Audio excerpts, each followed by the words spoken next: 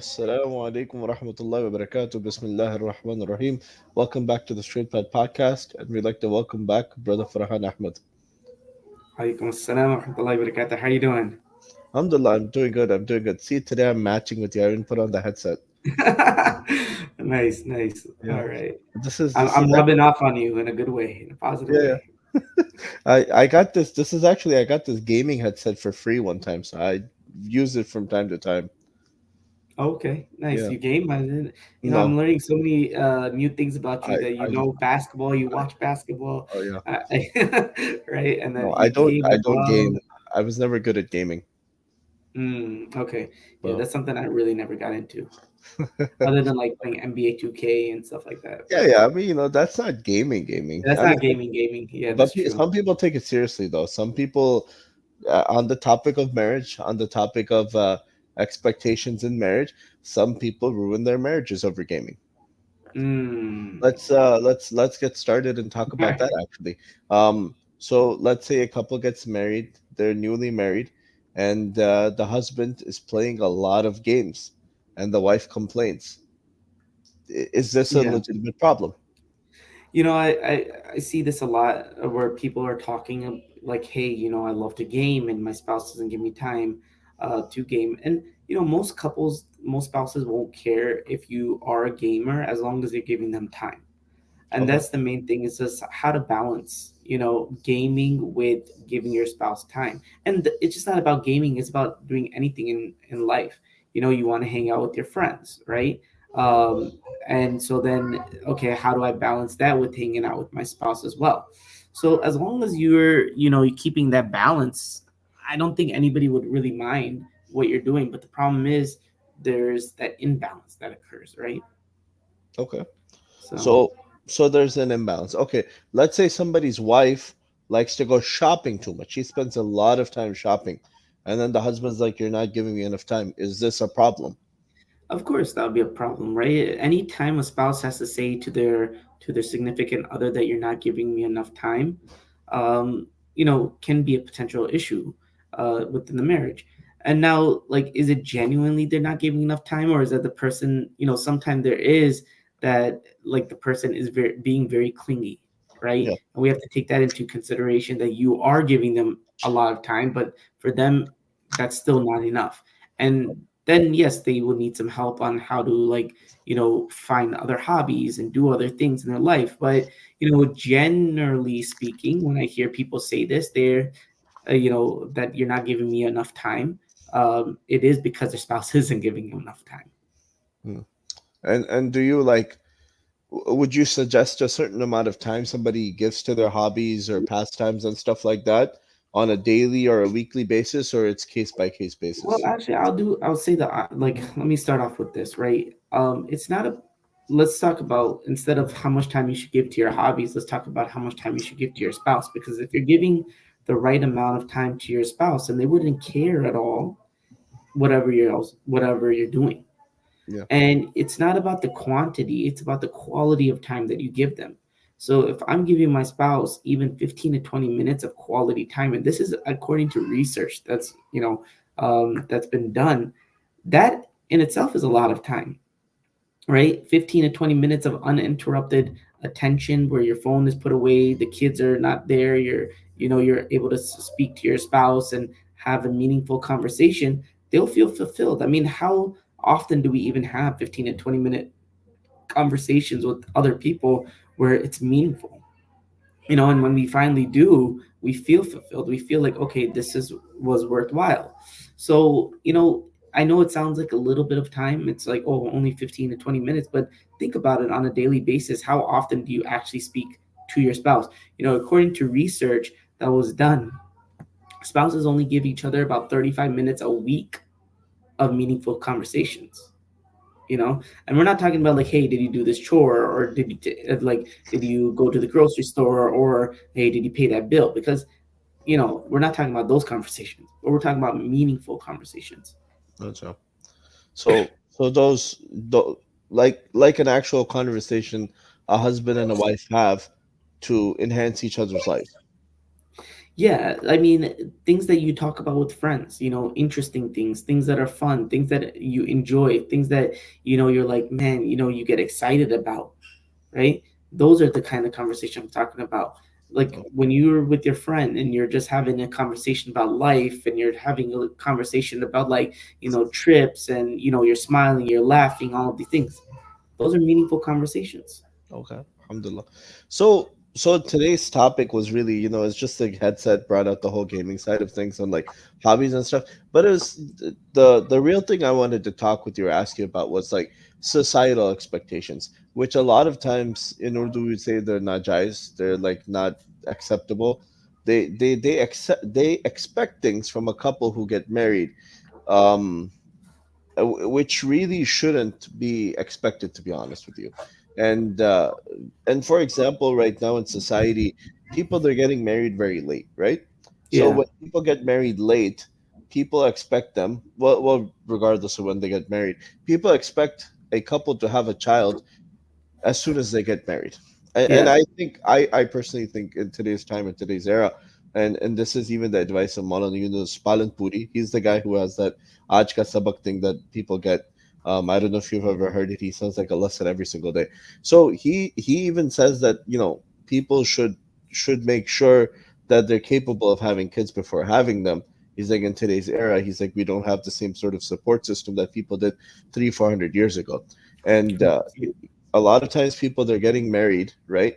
And they may know the person for a few years, it may be a love marriage, whatever the case may be, and they're expected to have a kid within, basically get pregnant within the first 3 months, right?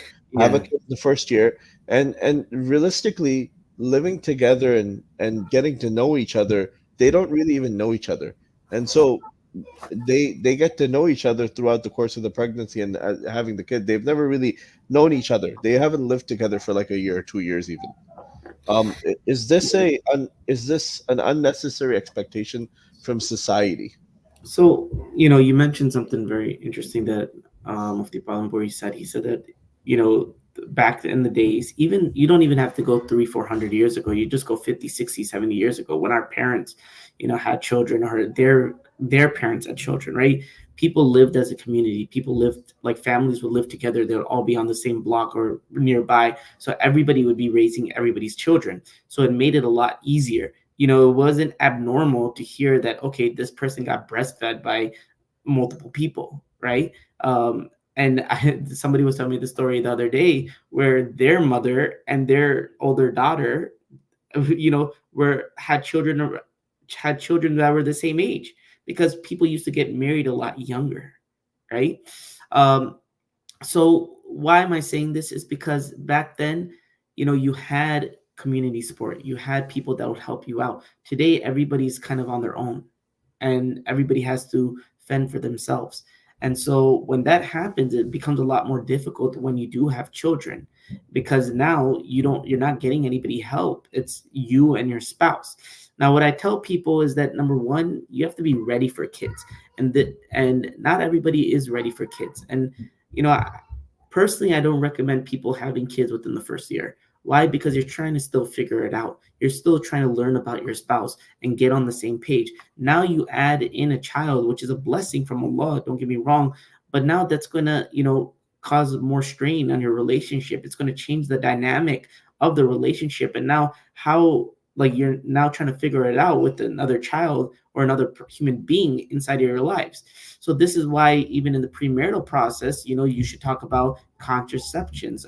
Do we believe in contraceptions? What kind of contraceptions? What is go talk to a gynecologist. Talk about all of these things, obviously in a respectful manner, but these are important conversations to have.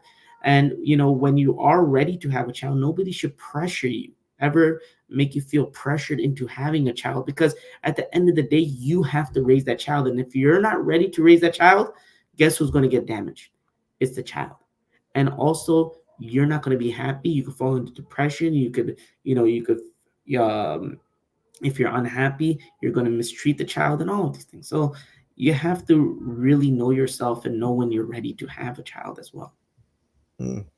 Subhanallah.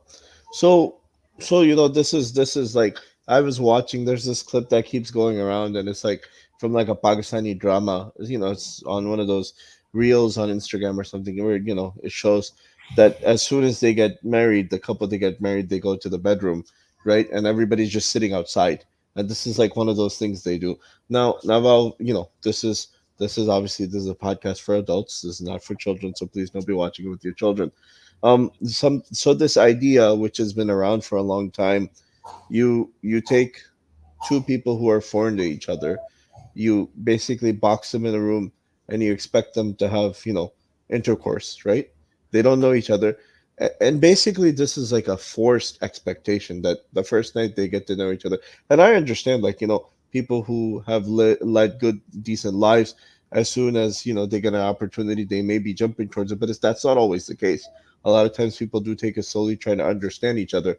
And these expectations to even force sexual relations, although they're a husband and a wife, they really don't know each other, and they're taking their time. But people, families, they place stress on the couple. Do you think these types of stresses are problematic? Yeah, I mean, anytime family gets involved, it could be very stressful, right? Because they have their own expectations, they have their own way of thinking. And now, the couple, they need to figure out what's best for them. Everybody is different, and you cannot force anybody to do something that they don't want. And so, what I always tell, and this is 40% of marital discord is caused by other people, family, friends, and in laws. And so, when you get two people married, you should let them figure it out themselves. And if they need help, they'll come to us, they'll ask us. But if they don't need help, then we shouldn't butt our ways in, because we could be causing unnecessary problems for them. Hmm. Hmm. So, like, I recently heard about this couple. They ultimately ended up getting divorced, but they were having problems, and instead of going to a professional, they started seeking help from the families, right? And what ended up happening is the families ultimately ended up causing them to get divorced. And Mm. I hold up, give me a second. I think my camera. Okay, my camera's fine now. And so I asked one of my friends, and he's like, hey, if they went to a professional, they probably wouldn't have ended up divorced. He said, but Yeah. because they went to family, they ended up divorced because they were each pulling for each other's sides, like the families, instead of trying to come to a resolution. Yeah, I mean, look, that's the problem when you go to people that are not trained in their fields. It's a gamble. You're rolling the dice. Maybe it works, maybe it doesn't work. But when you go to trained professionals, and especially people that are, don't have anything invested, now they can see both sides of it. They're objective and not subjective. And Mm, so this is why I tell people is go to people, go get the help from others that are trained and are don't have any stake in it, because now they can see it from both sides, from both people's sides, whereas families are going to be subjective and going to see it from the side of the person who they're closest to. mm.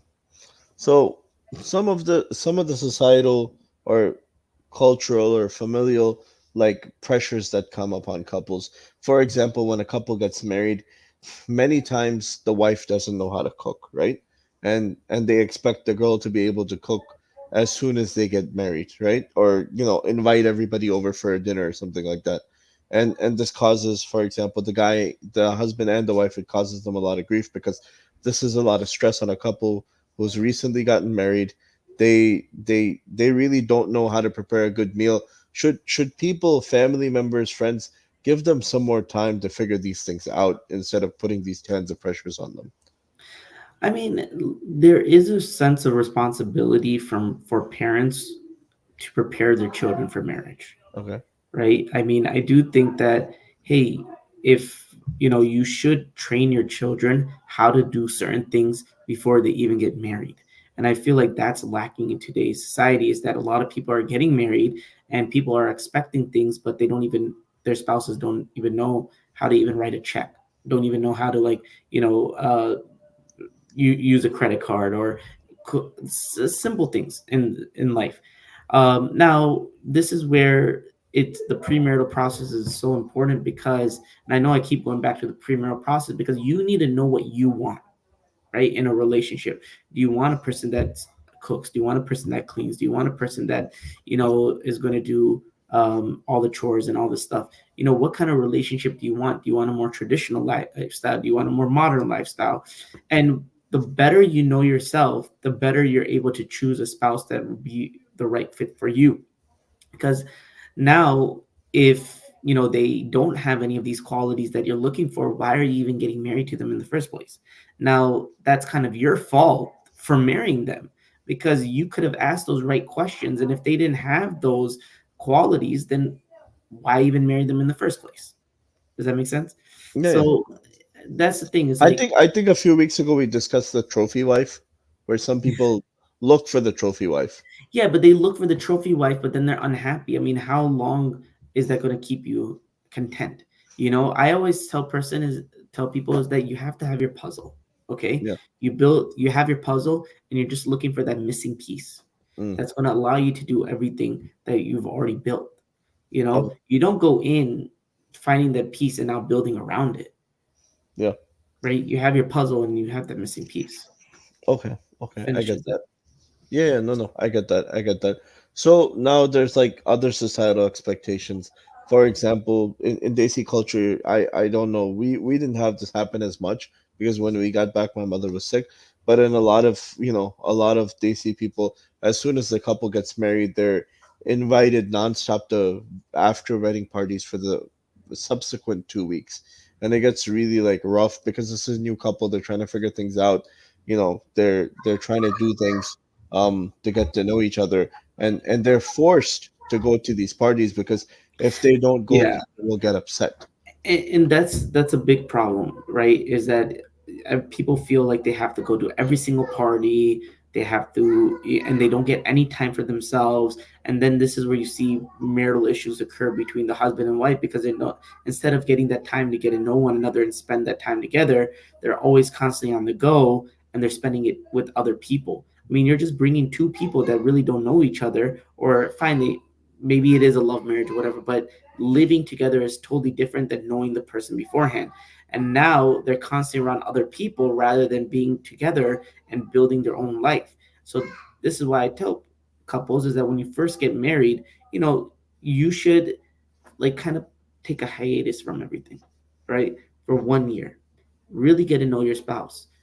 Everybody's going to be there. Those people that are your true friends, guess what? They'll be there when you come back after that 1 year. If they were not your true friends, you know, then that will show as well, right? So why are we doing things for show? Why are we doing things for other people? You know, build your relationship, because that's the person that's always going to be there for you, and you So have to live with. so you're saying if the couple, as soon as they get married for a year, if they, basically not completely cut themselves off, but from a lot of social circumstances, they don't really participate, that's I maybe mean, even good for them. yeah, I mean that's great for them, because now you're focusing on your relationship with your spouse. I'm not saying completely cut yourself off. We're human beings. We are social human beings. We want to be around others. But you know, if you're like, I had this person that told me that constantly they've been going to wedding parties, um, for the first year, Mm, and it's like, okay, when are you ever getting time for you and your spouse to just relax? I mean, think about it. If you're constantly on the go, you're getting stressed out. You're working a 40-hour week. You're already tired. You have to go to these parties. You're stressed out. You're sleeping late. You don't think that's going to take a toll on your relationship, mm. No, right? it will. It Sometimes you just definitely will. need, what you just need is to do nothing, right? Just you and your spouse on a weekend. That's it. I think during the course of COVID, a lot of couples figured out what position they're at, who they Yep. are, whether they sort of like each other or not, even because a lot of people, they got married, and Yeah. since the time they got married, the husband was working and the wife was working. Now, Yeah. when COVID happened, they both got stuck together, right? Yeah. And they figured out that, hey, we actually don't know each other, or we actually don't get along with one another. Or like each So, other, right? yeah, okay. You want a napkin? It's okay. Come here. It's okay. Come here. Come. So, acha, during this time, during this COVID time, a lot of couples, they got to figure out that, hey, maybe they didn't really know each other. They got to know each other, right? And when they got to know each other, they figured out that, hey, maybe things aren't as great as we thought they were, and that is that sort of what you're trying to say is, hey, get to know one another, get to figure out about one another, and then this will be good for you. First of all, is your daughter okay? Yeah, she's fine. Okay. She doesn't really Well, need anything. She's just being herself. She's a child. yeah. So, look, sorry, I was paying No, more no, no, attention to your go for it. daughter than the question. So repeat the question again. So basically, the question is like during COVID, a lot of people they figured out that hey, we really didn't know each other, right? And Yeah, that gave them that whole 1 year of being with each other and figuring out that yeah. hey, whether we even get along or not. Does this like sort of COVID year example sort of set an example for people that hey, maybe people should take a step back and try to get to know each other for 1 year? I mean, look, you can't keep talking if you're saying like, okay, getting to know each other before you're married for 1 year. I don't agree with that because it's going to lead to some kind of haram. The more you talk to somebody, the more emotions are gonna be there, and you're gonna, it's gonna lead you to do something that you shouldn't be doing in the first place. And at some point, you have to understand that I can't keep talking to this person, and I can't keep just having a regular conversation because it's going to lead to something else. Now, inside marriage, if you're saying that, hey, if you're saying that, okay, now they should get to know each other in this 1 year period, I mean, that's the first 3 years is a getting to know each other period, right? Because if most divorces happen in the first 3 years, according to research, and if a couple could last more than 3 years, the divorce rate drops almost 45%. And so, why is that so significant? Is because it just shows us that people, it takes time to get to know each other. For X amount of your life, you formulated all of these habits, and now you're expected to automatically change. And it takes time to get to know the person and their habits and their ways and their thought process. And if you're not giving each other that time to learn about one another, then of course the marriage is going to fall apart. Okay. So like you can hear me fine? Yeah, I can hear you. Okay. So for example, during COVID, there was a few different things that happened. Some couples figured out they were in love with each other, but they just didn't have the time. And so they slowed down their lives, right? Yeah. and and that caused a lot of positivity to come out of it. Um, During COVID, a lot of people ended up having kids because they ended up having time to, They had a lot of time on their hands, huh? they had a lot of time on their hands, so they figured out that hey, maybe this is the time to have more kids. Um, then during COVID, a lot of divorces happened because a lot of people figured out that they basically weren't compatible. Now, do Yeah. you think that these people would have continued on, like if COVID didn't happen, right? Would you think these people would have continued on with their lives the way they were going? I mean, they would have continued, but honestly, there's only so far you could go, and then you would know that this is not working. And yeah, you would be on maybe in an unhappy marriage, or late you would eventually get divorced, right? Um, and I think that a lot of people, they just don't get the help that they need. They just feel like they could figure it out on themselves, and they just never get to that point. Now, I'm not saying that every marriage is going to last. We all know that not all marriages are meant to last. Yeah. But I do think that, you know, COVID was a good time to assess where we stand in our marriages, because now the world has kind of stopped.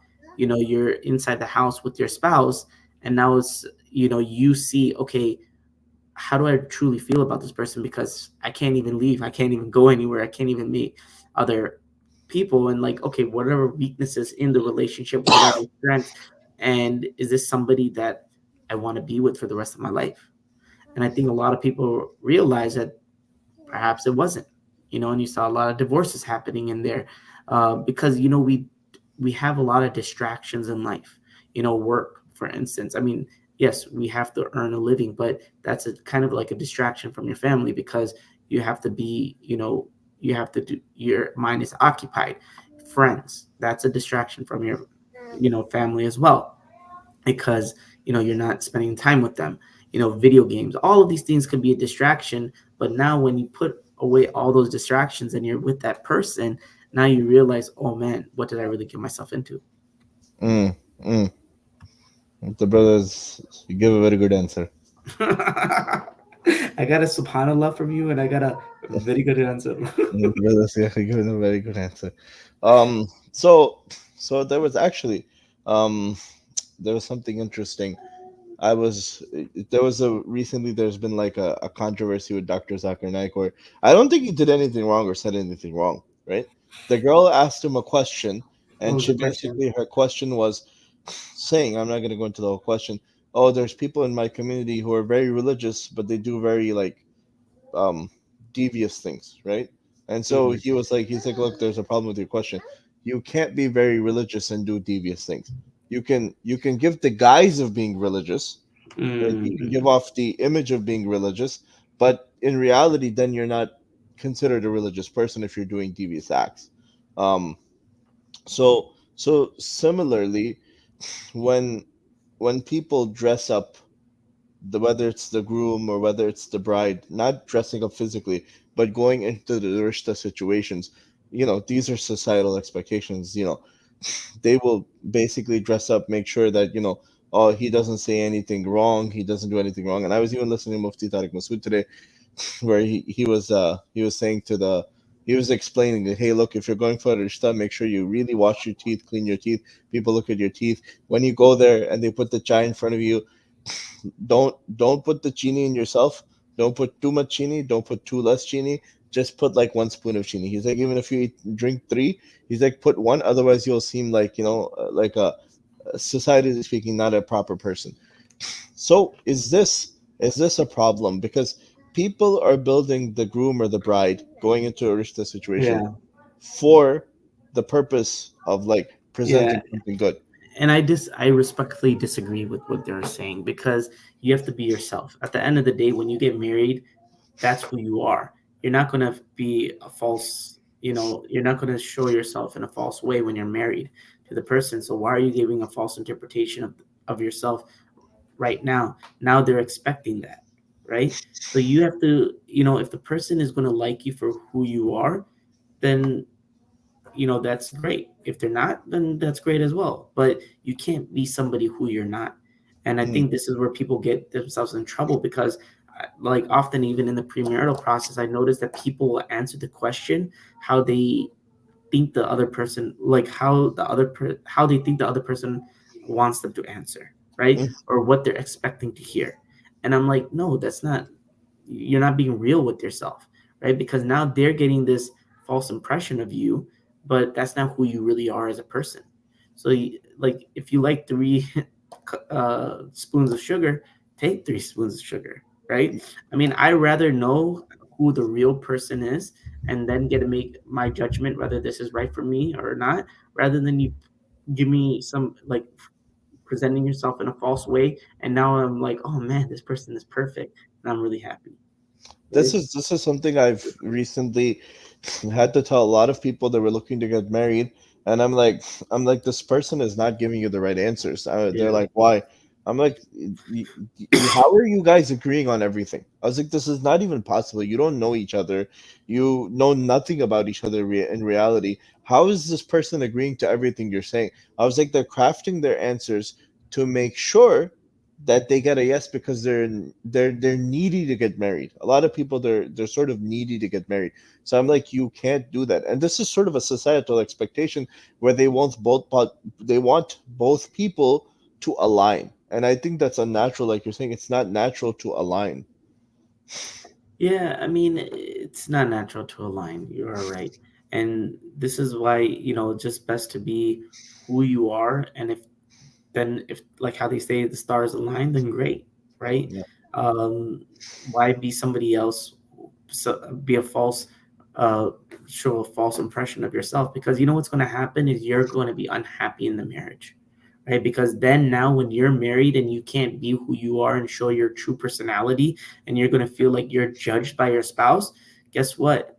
You're going to feel more distant from them, or you're going to purposely make yourself more distant from them because you're like, oh man, this person is judging me, or Mm. they have this perception of me. And this is why people, they don't even hang out with their spouses and they rather talk with other people and even talk to other, like, the opposite gender, who are not their spouses, because now they could be who they are, right, Hmm. and be the real selves. But with their spouse, they have to be somebody fake. Mm. So, I remember when I was going, we were going to go meet, my wife's family, and I used to wear these Banana Republic polo shirts, right? And this is back 2014, 2015. I used to love them, right? Yeah. It's so comfortable. I used to buy them, and you go to the outlet. They were not expensive, really nice. They were clean. They were good looking. My khala did not let me wear that. She's like, no, you're gonna look like an uncle. I'm like, this is what I like to wear. She's like, Nani uncle logo, and they made me put on the shirt, which it was a shirt I had, but I Yeah. didn't used to wear it. They're like, Nani, isme tum jawan lag rahe ho, like you're looking younger. I'm like, I like these shirts. I don't know why you're not letting me wear them. Anyway, after we Wait, got wait, done, wait. I gotta tell you something. Does what? this kind of sound familiar with, like, with my kurtas? Yeah, yeah. You look like an uncle. That's why I don't like you to wear them. I want you to wear, t-shirt or suit tie, so you look jawan. Uh, I want you to wear a suit, a tie, and a thread wali topi. And then we're gonna put you in front oh of my crowds god. at masajid, and people are gonna come walk up to a microphone and ask questions about marriage. And you're gonna go up Oh like man, this. that's Uh, funny. the brother has asked a very good question about marriage. I will give the answer Uh, now. So what's it called? No, she didn't let me wear that. And then after, I think after we got engaged or married, I don't remember. I showed my wife. I was like, "This was a shirt I was actually gonna wear," and she's like, "Oh, this is a nice shirt." She's like, "I don't see anything wrong with it." I was like, "Well," I was like, "I wish my khala would have thought the same way." But in Pakistan, this was in Pakistan, and yeah. in Pakistan, they have this mentality. I've always worn my shirts loose, but in Mm, Pakistan, they wear their shirts two sizes too small, mm. and Well, I guess that's like the trend even here today, right? Tight jeans, short shirts, all of these yeah. things. All this So you were ahead of your khala was ahead of her time. well, no, she's just what's it called? My cousins, they dress like that. I don't dress like that. I've never dressed like that. I'm just I playing. remember going to visit a family member once, and they were like, "I said, bhai, you're wearing like a kurta," and I was wearing a t-shirt. They're like, "Oh, it's so loose and long." I'm like, "That's how we dress." And it's like, "In America?" I'm like, "Yeah." I was like, "In America, not everybody walks around with like tight shirts on." I was like, "A lot of Yeah. people don't." All right. But anyways, I have a lot to say on this. Just in But Pakistan, when I went to Pakistan. No, I mean, it was just like how like people perceive you to be, right? Because you're American. I remember yeah, when I went to Pakistan, they were shocked that I even knew how to read Quran, right? They're like, "Oh my gosh, you know how to read Quran?" And because they thought that we didn't know anything about the Deen. yeah, So but but like a lot some of the problems in society, especially in American Muslim Desi society, come from trying to fuse Pakistani customs and ideas, which are wrong, right? A yeah, lot of them, not everything is wrong, but a lot of them are wrong, and trying to fuse them into American ideals and culture as well. They're yeah. trying to create this perfect mix of kachra, Mm. and it doesn't work out. Now, do you see a lot of these problems in people coming to you where they're trying to mix all the kachra together and trying to figure out what's good and what's not? And Yeah, how of do you course. decipher? I mean, the thing is, people always bring in their baggage, bring in their culture into, the marriage. And, we obviously, as Muslims, we should be living by the deen. That should be our first thing that we look towards, not the culture. But when you start mixing in culture with deen, now it becomes like this kachra. And now, like, this creates a lot of problems because maybe one person's not okay with it or comfortable because they come from a different culture, or even within Pakistan there's a lot of different sects and so forth, Yeah, right? So now they all bring their own culture within it, and they're like, well, no, I'm not doing that because that's based on your culture, not my culture, right? Or that's this is not what the dean says. And when you bring in all of this culture, it just creates more problems in the marriage. And this is why I tell people is like, go based upon, why do we, first of all, we should go based upon the deen, but why do we even have to bring that culture in? Are we doing it because we want to please others, or is it something that we hold valuable, right? I mean, look, if the culture doesn't go against the deen, there's nothing wrong with it. But a lot of the times, it might go against the deen, and that's when it becomes problematic, because also you're taking away the barakah from the marriage as well. hmm, hmm. I don't even know what to say to that because you're making a good point that it takes the barakah away from the marriage. But how do you explain that to people? I mean, that's the problem. You know, those who want to listen will listen. Those who are not going to listen, there's not much you could do at the end of the day. You know, you could explain it, but maybe one day they'll come back and realize it. I mean, look, there's a lot of people that are, you know, religious or come from religious families, but when it comes to marriage, you know, they'll say, "Oh, it's only one night. It's only one night. We'll go against the hukam of Allah, the Mm. ahkam of Allah." You know, and they're just like, "Oh, but it's okay. We're just having fun and all of these things." What are you gonna say at that point?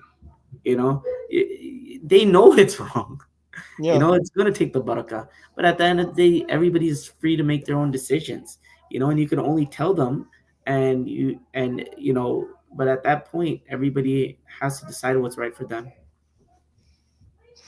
I mean, if we started talking about culture and cultural problems in marriage, before marriage, after marriage, just specifically from the Desi culture, I think Yeah, we could go on for weeks. Um, and yeah, that wouldn't even be covering all of the cultures because there's so many different culture like subcultures like you said out there who each have their own intricacies. Like I yeah, remember there used to be a practice which I hope people don't do anymore. I just saw it in like most of what we consume now is like based off of reels and like YouTube shorts and yeah, stuff. yeah. But they had this thing where the girl was walking and they were checking if she walked straight. And Oh, this I've heard that happens even here in the U.S. Still, Yeah, so people it's do like that. this Yeah, cultural custom, and I was reading somebody had shared. There's a brother from Haiti. He's Muslim brother. He's a convert. He had shared like a post from Sheikh Yasser Hanafi, and somebody came to Sheikh Yasser Hanafi. Did you read this? Where no, where where a father came and he was angry at Sheikh Yasser Hanafi for getting his daughter married to this guy. And Sheikh Yasser Hanafi asked him, he's like, basically, like I'm summarizing it. He's like, why are you angry at me? He's like, oh, you got her married without my permission. I'm her wali. He said, do you even know what situation your daughter was in? He says, what do you mean? He says, your daughter was pregnant with this guy's child. And mm, did you even care for that? And you're questioning me like this, but you didn't even know what was going on with your daughter. yeah, yeah, So, that's so people will come and basically do interrogation and they'll be upset but they won't acknowledge the fact that they failed their own children, they failed their own family. But they'll go to the sheikh or they'll go to other people, or even for the sake of culture, like me and Mufti Yusuf. We used to talk, and when we used to talk, I remember we were discussing the fact that, like, people have kids with legitimate children, even in Pakistan and India and places like that. It happens, right? Somebody falls in love, they end up, what's it called, intercourse outside of marriage, and the girl gets pregnant. And so what they would do is they would send the girl to the village or something like that, and they would say, "Oh, she had a premature child," and the kid would be full term. But they would say that, but mm, because of the culture that they did do something wrong, they won't acknowledge it. That the guy and the girl fell in love, they wanted to stop them from falling in love. Instead of either being like, hey, look, this is wrong, or either you guys should get married. Instead of doing that, they forced them to separate, and that didn't work. So they ended up, you know, having issues. yeah. No, that's true. I mean, it's unfortunate, you know, but that stuff does happen. Okay, so inshallah, we'll continue next week. We'll continue on some, what inshallah, we'll discuss the topic and we'll continue next week. Jazakallah khair, Farhan, for your time. And as always, we appreciate all the knowledge you bestow upon us. All right, jazakumullah khairan for your time as well. No problem. Assalamu Okay. alaikum. Wa alaikum salam wa rahmatullahi wa barakatuh.